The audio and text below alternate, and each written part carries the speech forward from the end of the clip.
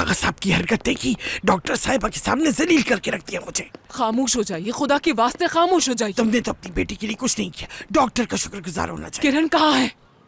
दरवाजे पर तो नहीं है, कहाँ गई किरण?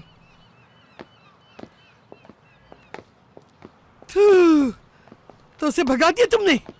इस पर गुस्सा क्यों हो रही है दादी? वो तो खुद चली गई है यहाँ से।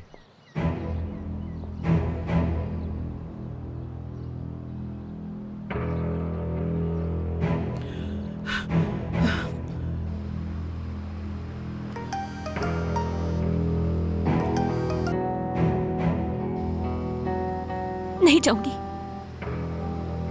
कभी नहीं। उस घर में जाके नदीम के गुलाम नहीं बनना मुझे।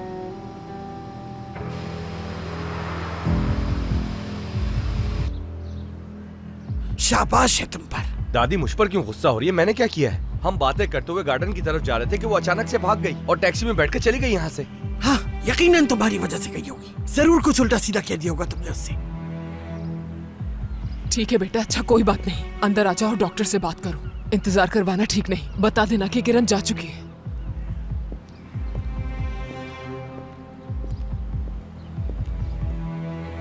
आपने देखा वो कितनी ज्यादा शर्मिंदा थी। आखिर मेरी बेटी को अपनी गलतियों का एहसास हो रहा है, इसी वजह से उसने शादी में भी शिरकत नहीं की। मेरी बेवकूफ बहू, जैसा तुम सोच रही हो ऐसा कुछ भी नहीं था, समझ गई? आगा साहब ने उसे नहीं आने दिया यहाँ। उन्होंने मुझे कहा कि उन्होंने खुद दावत दी है। दावत के बावजूद भी वो नहीं आना चाहती थी। अगर वो नहीं आना चाहती थी तो उसे दरवाजे से खुद आगा साहब ने क्यों भगा दिया? हाँ, अभी सब लोगों के सामने यही बात तो कही थी उन्होंने। ये आखिर चल क्या रहा है? आप सबसे आखिरी बात कहना चाहती हूँ कि नदीम के सामने सब नॉर्मल रहे।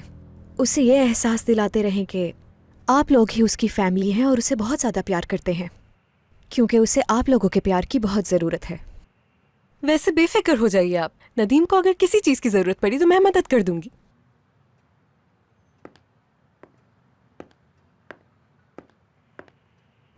अम्मी ने भेजा है मुझे यहाँ। उन्होंने कहा था कि डॉक्टर किरण से मिलना चाहती हैं, लेकिन किरण जा चुकी है यहाँ से। कोई बात नहीं, मगर मैं उससे मिलना ज़रूर चाहूँगी। ये आप कार्ड रखिए मेरा। ठीक है। उससे कहिएगा जितना जल्द हो सके मुझसे मिले। आए, मैं आपको बाहर तक छोड़ देता हूं। मैं छुड़ाती हूँ इन्हें, आइए मेरे साथ।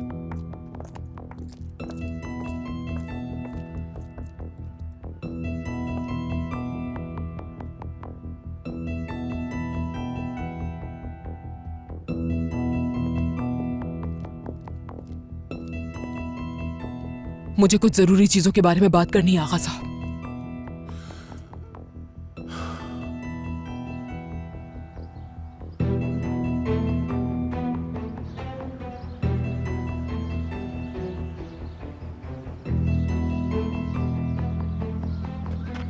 आपने हमारी फैमिली के लिए बहुत कुछ किया, उसके लिए शुक्रिया। आपसे मिलकर तो मुझे भी बहुत से सवालों के जवाब मिल गए, क्योंकि उस हादसे के बारे में तो मेरी याददाश्त भी धुंधलाई हुई है। इस वक्त आपकी हालत भी नदीम जैसी लग रही है।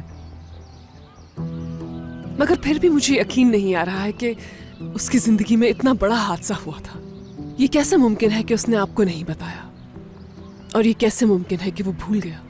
मैंने ये तो नहीं कहा कि वो भूल गया। मगर आपने ही तो कहा था कि ठीक से याद नहीं।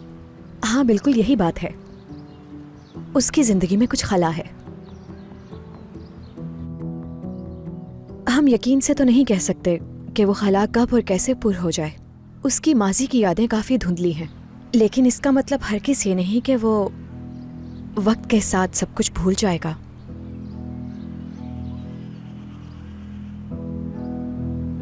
आप कहना क्या चाहती हैं, खुलकर कहिए।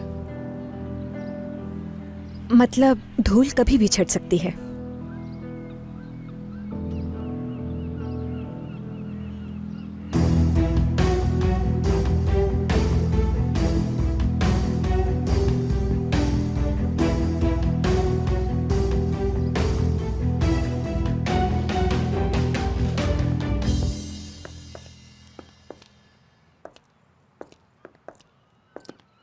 अच्छा, तो तुम यहाँ हो?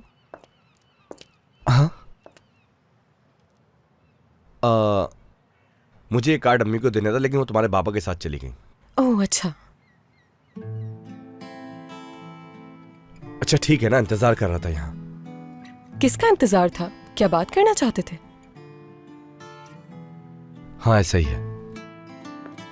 क्या तुम मुझसे बात नहीं करना चाहती? नहीं, मुझे क्या बात करनी होगी? ठीक है, अगर तुम मुझसे बात नहीं करना चाहती तो फिर मैं भी क्यों करूं तुमसे? ठीक है। ठीक।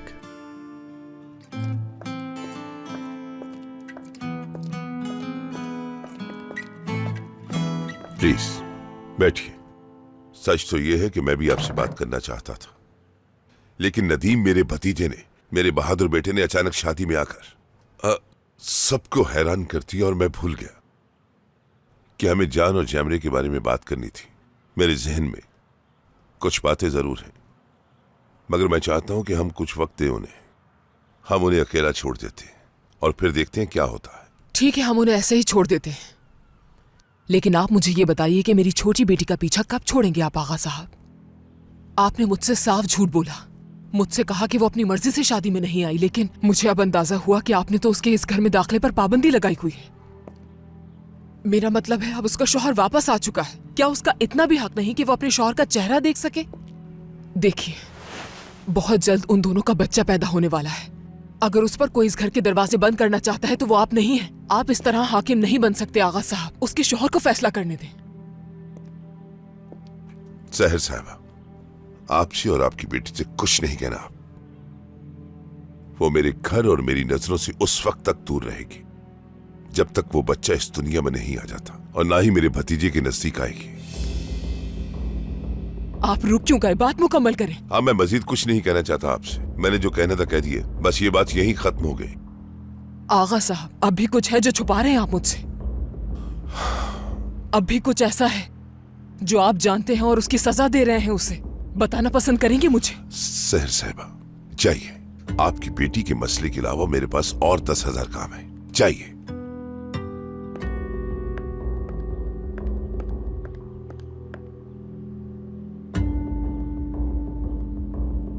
मैं और इनको शर्मिंदा नहीं करना चाहता, क्योंकि मुझ में ही ताकत नहीं बर्दाश्त करने की।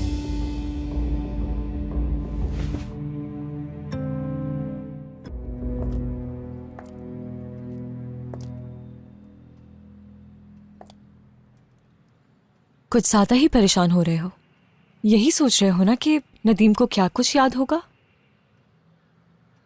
यही बात परेशान कर रही है ना तुम्हें? क्या कर रहे हो तुम? ये जो तुम मेरे साथ चालाकियां कर रही हो ना, इनको छोड़ दो, समझे? एक ही बार में खत्म करो। चलो हाथ छोड़ो मेरा। जाओ, याद दिलाओ उसे वो हादसा याद दिलाओ कि कैसे उसे मेरी अम्मी ने और मैंने इस हाल तक पहुंचाया। जाओ बताओ उसे। छोड़ो मुझे। क्या कर रहे हो तुम? ये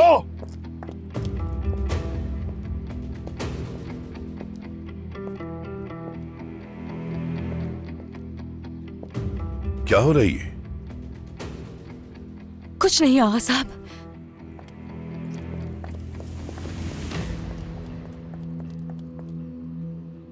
शर्म नहीं आती तुम्हें? क्या तरीका है अपनी बीवी से बात करने का? अभी बात नहीं कर सकता बाबा। बात सुनो बेटा, ये जो दरवाजे होते हैं आपस में खड़खड़ाते हैं। अहम बात तो ये है कि इसी खड़खड़ाहट को रोकना है हमें। कुछ भी हो जाए, मियां बीवी की बात को हमेशा बंद कमरे में ही रहना चाहिए, और जब मियां बीवी में से कोई एक बोल रहा हो तो एक को खामोश रहना ही पड़ता है बेटा। समझ के तुम अब जाओ, उससे माफी मांगो जाके, ठीक है?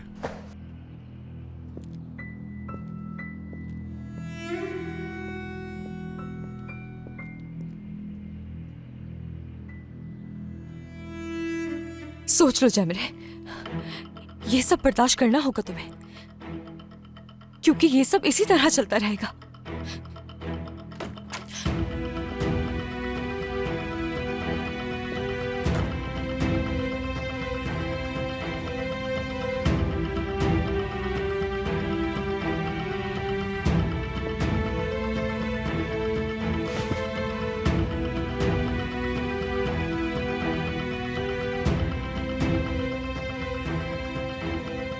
तुमसे माफी चाहता हूं जैमरे,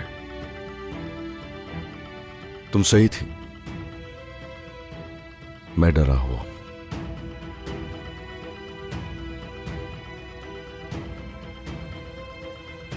खौफजदा इतना हूं कि अपना जहनी तवाजुन खो सकता हूं, ठीक है?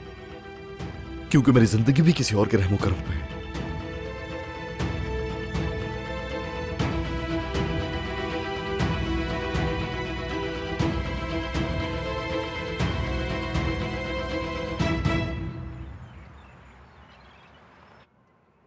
और इससे पहले कि आप तारीखी कराचाई टेबल पर नजर डालें, मैं आपको बताती चलूं, यहाँ हर कोई हमेशा की तरह दिलकश नजर आ रहा है। ये मेज जिंदगी की खुशियों को जाहिर कर रही है और ये अम्मे कराचाई खामोश हैं, सर दर्द होगा शायद। और बाबा कराचाई पुरजोश हैं। ये क्या बचपना है रहमा बेटा, तुमने तो हमारा मजाक ही बना दिया। तो आप ही बताएं मैं क्या करूं, ये एक तारीखी मौका है। हम पांचों अपनी नई दुल्हन के साथ खाने की मेज पे मौजूद हैं। क्या ये खुशी की बात नहीं कि हम यहाँ सारे एक साथ जमा हैं? जरा सोचिए नदीम को कैसा लगेगा, यानी सारे कराचाई एक ही मेज पर मौजूद। मेरा कहने का मतलब बस इतना ही है कि एक बार फिर से कराचाई खानदान अपनी तारीख दोहरा रहा है। यानी नदीम अपने कमरे से बाहर निकलेगा बिल्कुल ठीक ठाक, बिल्कुल सीधा, एक सिपाही की तरह। यानी जिस तरह एक सिपाही लड़ने के लिए हमेशा तैयार होता है।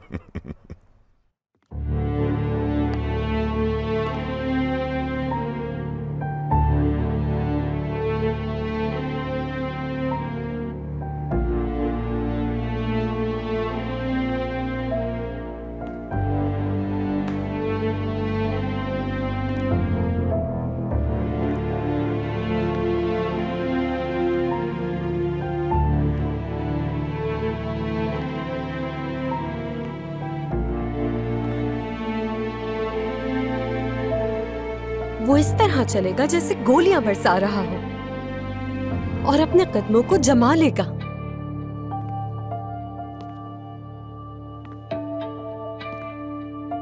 वो सीढ़ियां इस तरह उतरेगा जैसे उसको 40 साल का तजुर्बा हो, बिना लड़खड़ाए, कदमों को जमा के।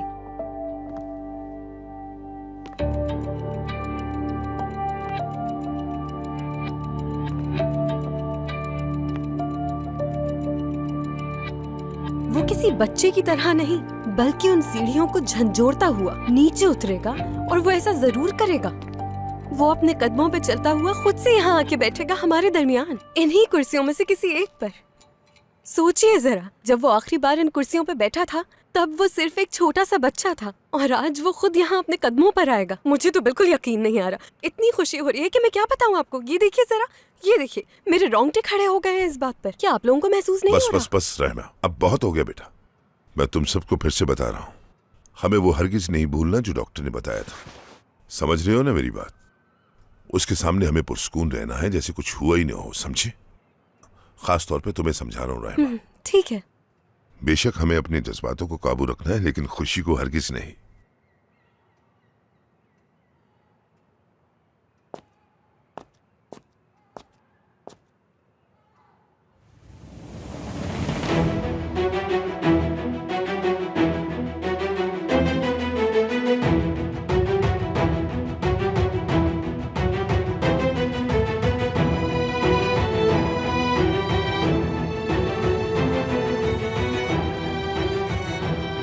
Good evening. आ जाओ मेरे बेटे, वो रही तुम्हारी जगह।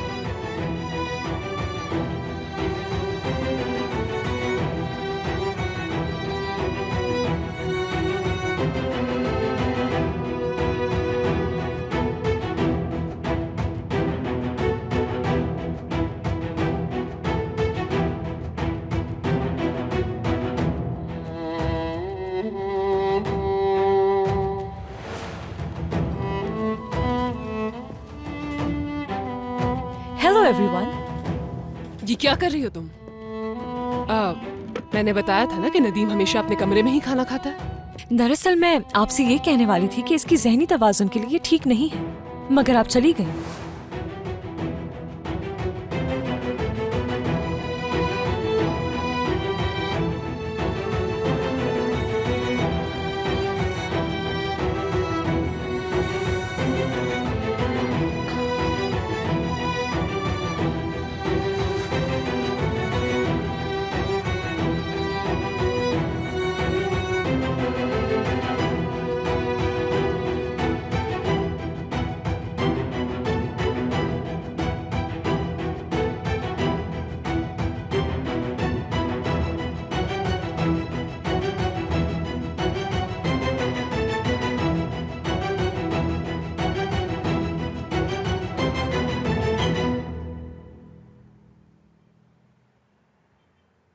खाना खाओ किरण। डॉक्टर साहिबा ने इजाजत दी है। आगा साहब को अब मजबूरन उस घर के दरवाजे खोलने पड़ेंगे। वो दिन दूर नहीं जब हम वहां बैठ के खाना खाएंगे। देख लेना, तुम आराम से अपने शौहर के बराबर बैठी होगी और कोई कुछ नहीं कहेगा। हाँ बिल्कुल, मेरा शौहर बिठाकर मुझे अपने हाथों से खाना खिलाएगा। सुबह से आप मुस्तकिल यही बातें कर रही हैं और ऐसे नासमझ बन रही हैं जैसे जानती ही नहीं कि मैं उस नदीम के साथ क्या कुछ कर चुकी हूँ। बस करें दादी माँ। शौहर शौहर शौहर, भूल गई आप कि मैंने उसके साथ क्या क्या किया है? या आप ये चाह रही हैं कि मैं हर बात आपको दोबारा याद दिलाऊं? हाँ तो बताएं कहाँ से शुरू करूं? चलिए याद दिलाती हूँ मैं। कितनी बार मैंने उसकी बेइज्जती की, या वहां से जब मैंने उसे ठंडी जमीन पर सोने के लिए मजबूर किया। उस शख्स को आप मेरा शौहर कह रही हैं जिसे गर्म सूप पिलाने के बजाय मैंने उसके जिस्म पर डालकर उसे जला दिया। क्या उस शौहर की बात कर रही हैं आप जिसके मुंह पर तकिया रखकर मैंने उसकी जान लेने की कोशिश की? उस शख्स के साथ मैंने जो कुछ किया, क्या आपको अब भी याद नहीं आया दादी माँ? नदीम सारी हकीकत से अच्छी तरह वाकिफ है दादी माँ। मैं खुद बता चुकी हूँ उसे हर बात। या मेरे अल्लाह, क्या हुआ? कुछ कह नहीं रही आप मुझसे दादी माँ, क्योंकि कहने के लिए आपके पास कुछ बचा ही नहीं है। या फिर आप बैठी किसी मौजज़े का इंतजार कर रही हैं? क्या आगा साहब अपनी आंखें बंद करके उस घर का दरवाजा हमारे लिए खोल देंगे और फिर उसके बाद क्या होगा? आप जानती हैं कि नदीम क्या करेगा? जान ले लेगा वो मेरी।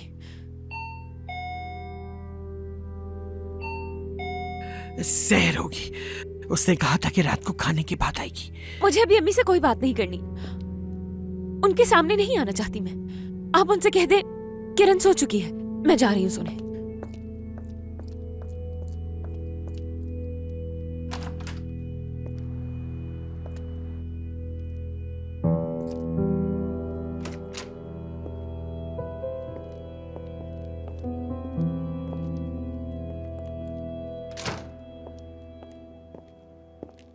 क्या बात है निर्माण अम्मी, आपका चेहरा क्यों उतरा हुआ है? तो ये तुम पूछ रही हो सहर साहिबा? उदास होने के सिवा हमारे पास खुश होने के लिए बचा ही क्या है? अच्छा, मेरी बेटी कहाँ है? अपनी किस्मत पे रो रो के सो गई है बेचारी।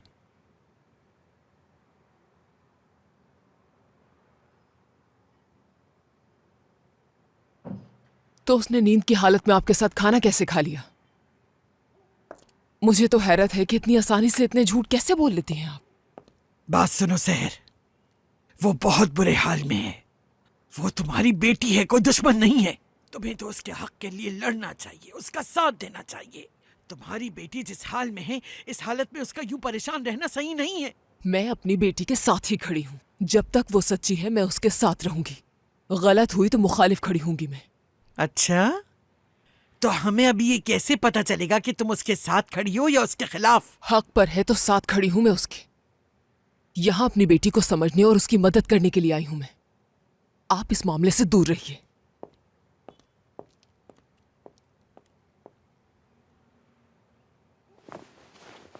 कभी कोई बात नहीं समझती है, हमेशा अपनी ही करती है।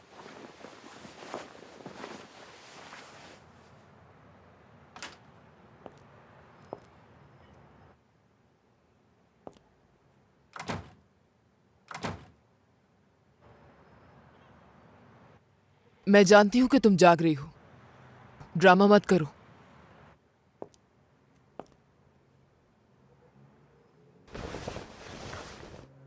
मेरी बच्ची, मेरा गुस्सा खाने पर क्यों निकाल रही हो? मैंने तुम्हारी प्लेट देखी है, कुछ भी नहीं खाया तुमने। दादी माँ जो कह रही है मुझे नहीं लगता कि वो सच है। नदीम ठीक हो गया, ये कैसे मुमकिन है? अल्लाह का शुक्र है। देखोगी तो पहचान नहीं पाओगी। उन सारे हालात के बाद जब हमने उसे अपने पैरों पर खड़ा देखा तो बहुत अजीब सा लगा। उसकी तरफ देखते हुए आंखें भी नहीं झपका पा रहे थे हम। नजर हट ही नहीं रही थी उससे।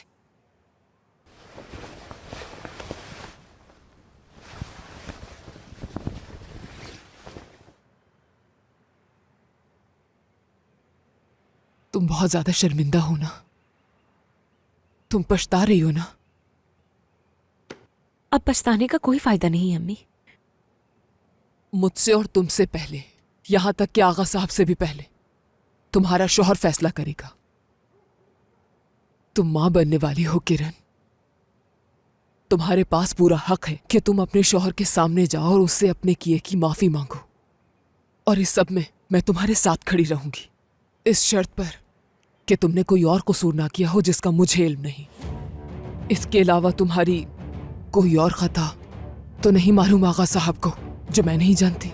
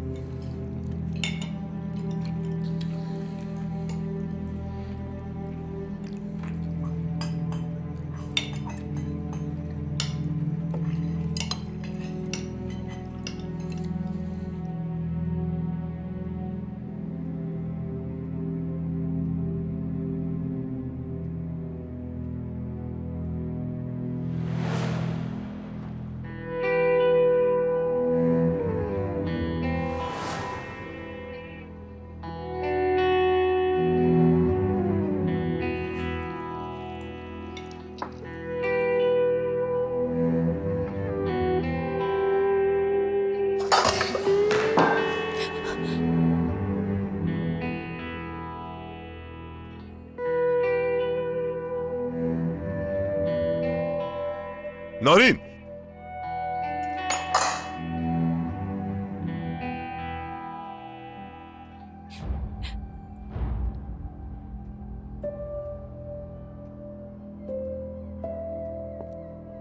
जाएं दूसरी छुरी लेकर आए मेरे बेटे के लिए।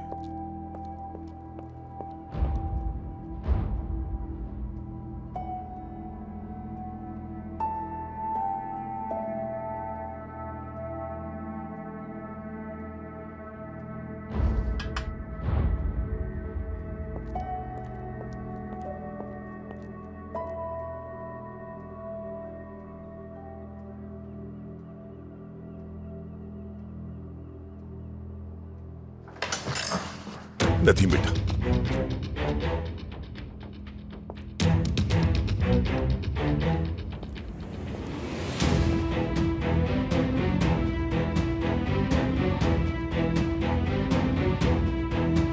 आप लोग खाना खाइए।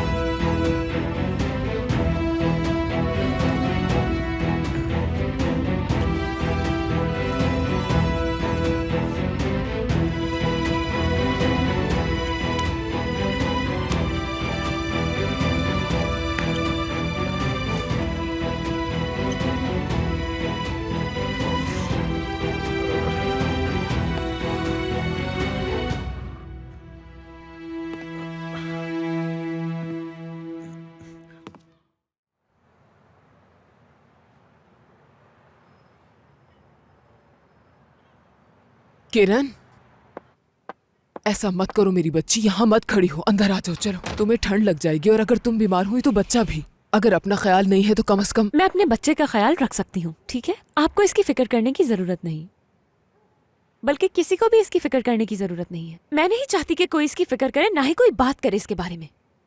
ये किस किस्म की बातें कर रही हो? क्या कहना चाहती हैं आप अम्मी? किसी को मेरे बच्चे की कोई परवाह नहीं है।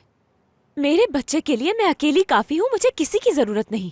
ऐसा कैसे कह सकती हो? दोबारा नहीं सुनना मुझे। मतलब कि आप भी आगा साहब के साथ मिलकर अब अपनी बेटी को उनके इशारों पर नचाना चाहती हैं, और यहाँ आकर मुझसे ये तवक्को कर रही हैं कि मैं अपने कसूर मानकर झुक जाऊं उनके सामने। अच्छा ठीक है, बस कर दो किरण। अब मुझे बताओ, मुझे और क्या करना चाहिए? मैंने एक लम्हे के लिए नजर क्या हटाई, तुम दोनों ने शादी कर ली। अब मैं तुम दोनों की शादियां बचाने की कोशिश कर रही हूँ, और क्या करना चाहिए मुझे? तुम दोनों की माँ हूं, लेकिन समझ नहीं आता कि तुम दोनों में से किसकी मदद करूं। तुम्हारी मदद के लिए यहाँ आती हूँ तो जैमरे मुझे अदालत के कमरे में तलाक लेती मिलती है, और ये पता चलता है कि उसका शौहर उससे तलाक लेना चाहता है। अब भला बताओ मैं करूँ तो क्या करूँ आखिर? मैं समझी नहीं अम्मी, क्या दोबारा बताएंगी मुझे? क्या तलाक हो रही है उनमें? क्या हो गया? मुझे कुछ समझ नहीं आ रहा। उसके हाथों से सिर्फ एक छुरी गिरी है। मैं तो रोजाना इतनी चीजें गिराती हूँ, यानी ऐसी क्या बात हो गई? वो रहमा उसके लिए सिर्फ एक छुरी नहीं थी, और यूं सबके साथ बैठना उसके लिए आसान नहीं था। उसने कितने सालों बाद एक साथ बैठ के खाना खाना चाहा, इसीलिए उसके लिए ये लम्हा बहुत अहम था। उसके लिए छुरी और कांटे से खाना खाना खुद को साबित करने के लिए बहुत अहमियत रखता है।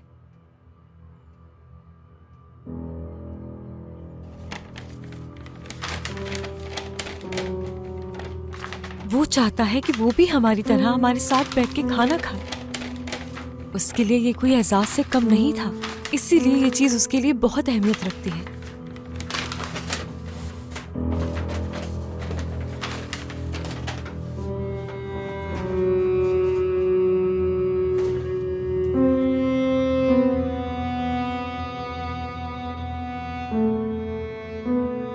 अब वो नहीं चाहता कि कोई भी उस पर रहम खाए।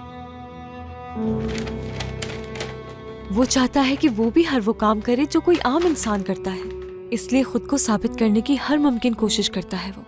नदीम ने बचपन से लेकर अब तक बहुत मुश्किलात उठाई हैं, बहुत हिम्मत और सब्र से इस मकाम पे पहुंचा है वो।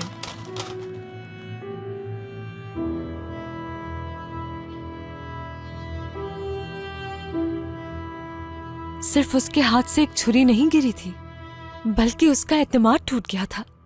वो खुद को साबित नहीं कर सका। वो पहली बार अपने खानदान के साथ बैठकर हम सबकी तरह खाना खाना चाहता था, और वो छुरी गिरने पर मायूस हो गया। वो नहीं चाहता था कि आप उसकी कोई मदद करे।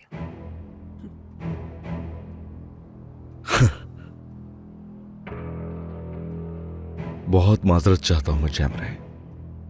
वाकई न जाने ये कैसे हुआ कि छुरी जमीन पर गिरी और मैंने झुककर वो उठा ली। बहुत बड़ा गुनाह कर दिया, माफ कर दो मुझे। जान, माफी तो मांग लूं इससे। वहशी हो गया था ना मैं तो। मेरा झुककर जमीन से छुरी उठाकर नदीम को वापस करना वाकई में वो एक वहशियाना हरकत थी। माफी चाहता हूं इसके लिए। माफ कर दो मुझे, माफ, क्योंकि मैंने छुरी उठाकर नदीम को देने की कोशिश की थी।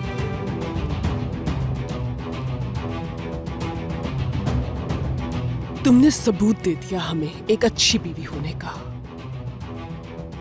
जबरदस्त, क्या बात है तुम्हारी।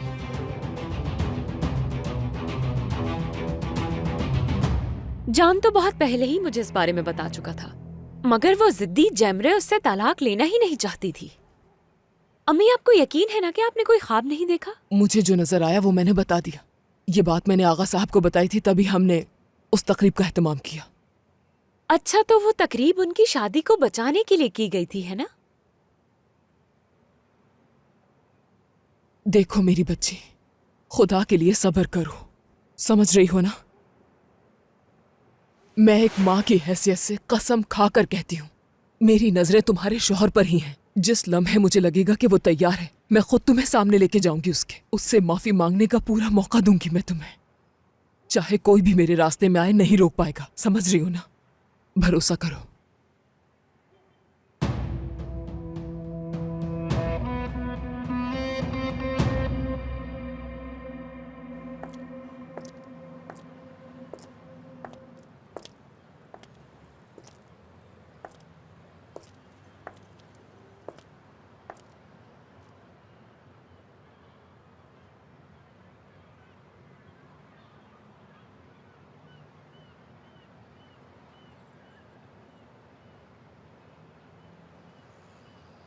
मेरा हरगिज के मतलब नहीं था कि तुम कसूरवार हो।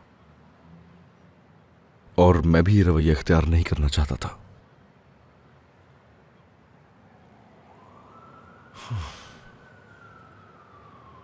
मैंने नदीम को नीचा दिखाने के लिए छुरी जमीन से नहीं उठाई थी। लाचार महसूस नहीं करवाया उसे मैंने। वो छुरी जब जमीन पर गिरी तो मैं जज्बाती हो गया था जैमरे। वो वहां पहली बार बैठा था हम लोगों के साथ, और मैं ही उसकी इस हालत का जिम्मेदार हूं, ये मैं अच्छी तरह जानता हूं। नदीम की उस वक्त वहां क्या हालत थी और मेरे बाबा वहां बैठे क्या महसूस कर रहे थे, ये सिर्फ मैं जानता हूं।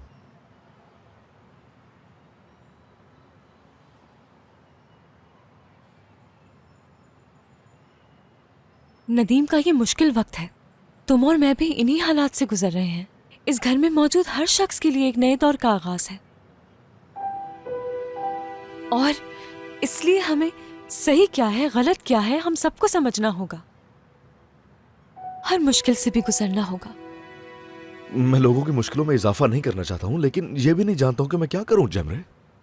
मैं नहीं जानता मैं क्या महसूस कर रहा हूं। जब वो सामने आता है तो सोचता हूं क्या बात करूं उससे मैं। अगर तुम कुछ नहीं समझ पा रहे तो जो सही है वो करो।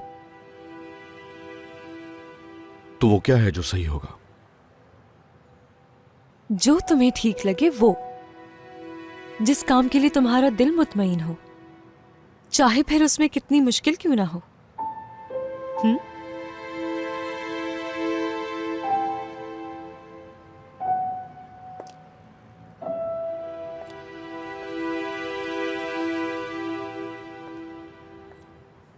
तो जवाब दिए बगैर ही चली जाओगी तुम? जाहिर सी बात है तुम्हें तो कोई परवाह ही नहीं, क्योंकि जैमरे साहिबा उस आलीशान घर में अपने शौहर के साथ है।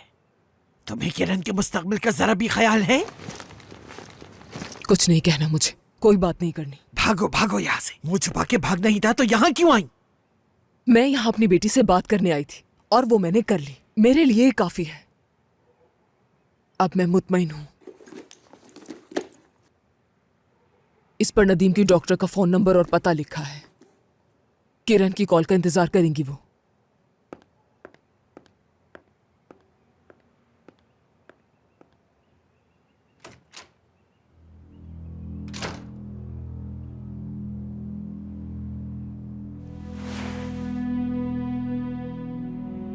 तुम्हें पता है कि काले बादल मेरी बहन पर मंडला रहे हैं, और ये बात मुझे सबसे ज्यादा पसंद आई।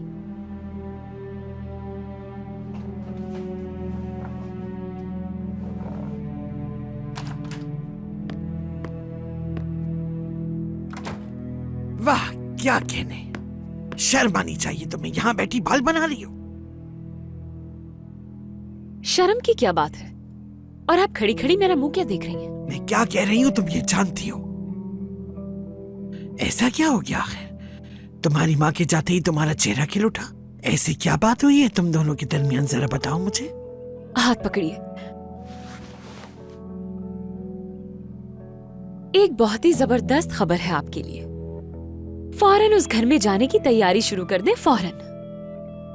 हाँ, तो तुमने मेरी बात मान ही ली आखिर। ये लो। कहते हैं ना, ख्वाब सिर्फ देखने से पूरे नहीं होते, उसके लिए जद्दोजहद करना पड़ती है। उस घर में जाने का रास्ता तुम्हारा शौहर है, और तुम्हारे शौहर के पास जाने का रास्ता ये डॉक्टर है।